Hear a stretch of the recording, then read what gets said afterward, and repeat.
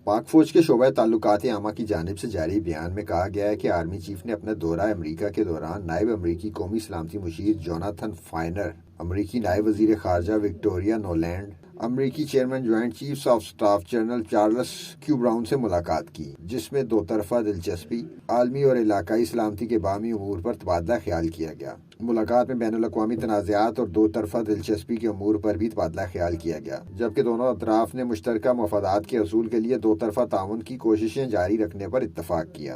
तर्जमान पाक फौज के एलामिये में कहा गया है कि आर्मी चीफ और अमरीकी हुकाम की मुलाकातों में इंसदाद दहशतगर्दी और दिफाई ताउन के शोबों को बुनियादी अहमियत दी गई, जबकि फरीकैन ने बाहमी दिलचस्पी के अमूर पर बातचीत जारी रखने का अज़्म का अदा किया। बयान में मजीद कहा गया है कि मुलाकातों के दौरान आर्मी चीफ ने इलाकाई सलामती को दरपेश चैलेंजेस पर बात की और इलाकाई सलामती को मुतासर करने वाले पहलुओं पर नुक्ता नज़र को समझने की अहमियत पर जोर दिया। साथ ही मसला कश्मीर अक़वाम मुत्तहिदा की करारदादों के मुताबिक हल करने की अहमियत को भी उजागर किया।